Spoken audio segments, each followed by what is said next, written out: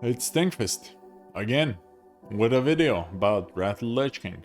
Now, I spoke with my friend yesterday, and he was talking about how he feels that all the mysticism is gone from WoW. And then we kinda talked about it for a while, and I concluded that that might not be the case.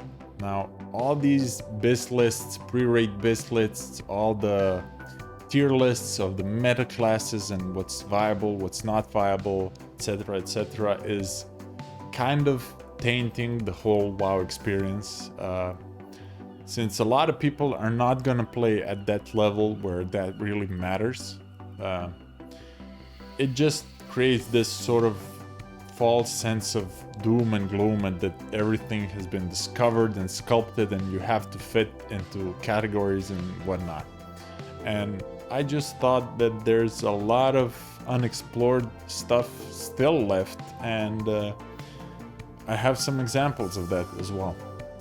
Now, back in Classic, before actually Classic came around, we had a man named Skarm talking about Fury Prot warriors and how Fury Prot is the best threat a warrior can make, but you really have to have good gear. At least that was his take.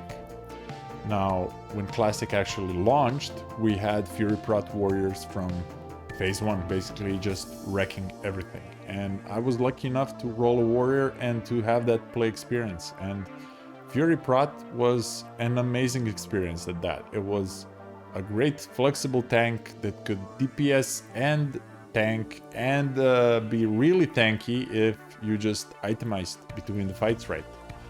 Going into TBC, there were also a lot of hybrid viable specs.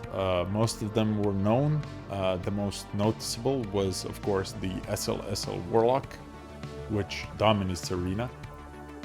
But the Warlock is kind of like the forefront of the hybrid spec, the spec that doesn't go all the way into anything really. Since PvE, in TBC, PvE, Warlocks just kind of went 50-50 into Destruction and Demonology for Demonic Sacrifice and Ruin, basically. Same as in Classic. And then again, we had Druids with their Moonglow specs and with their weird hybrid Feral, Resto specs, stuff like that. There was also a lot of Feral, Resto hybrids in Classic. Recently, I've also discovered a forum for Classic era shamans who want to tank, and they're just all very enthusiastic about being able to tank as a shaman in Classic. And that again is kind of a point to, you know, the flexibility. Wow, you can really gear and strive to do whatever you feel like is possible. You might not be able to be viable with everything. You might, you know, not be as good at everything, but sometimes those kind of new ideas bring forth really, really nice fruit. Now, most recently, we have some inventions for enhancement shamans in Wrath of the Lich King.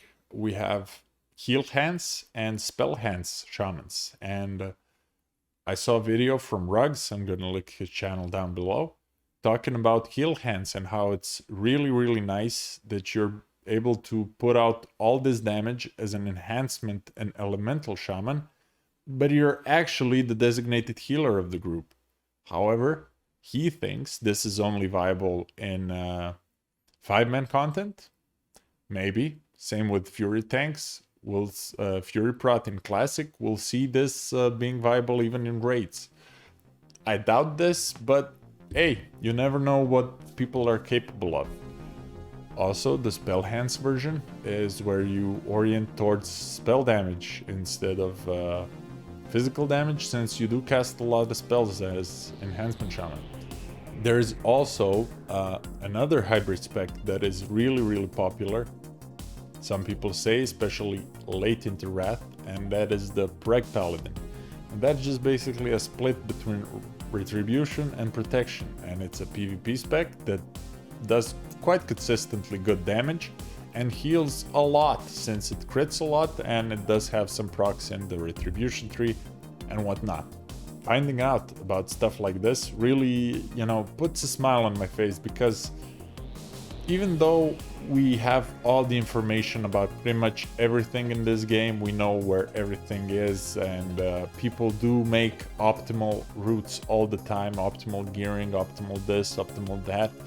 There's still so much room for just, you know, being creative and trying stuff out, because it is possible. And somebody did have to, you know, certainly face some resistance to come up with a preg paladin, but hey, it worked, and now it's like a staple spec. So yeah, I'm really excited to see how this whole thing goes. Every go around with WoW, we have something new pop up, something interesting, something that kind of breaks the meta and stuff. So if you're just a regular Joe browsing too much YouTube or reading too much Reddit, and you might get disheartened with just, you know, being overwhelmed with all the biz lists and everything has to be super optimized and viable and whatnot. It doesn't. WoW is not that hard, and you can take it as serious as you want, basically, and you can just come up with your own thing and try it out, and maybe it works, maybe it doesn't. Hey, even Shockedin works in TBC, so, you know, don't sweat it too much, and try to enjoy the game however you want to play it, and don't let other people bring you down for it. Thank you all for watching, of course, and I would really appreciate if you would subscribe, maybe share this with someone, and yeah, I'm gonna be seeing you in the next one. Bye bye.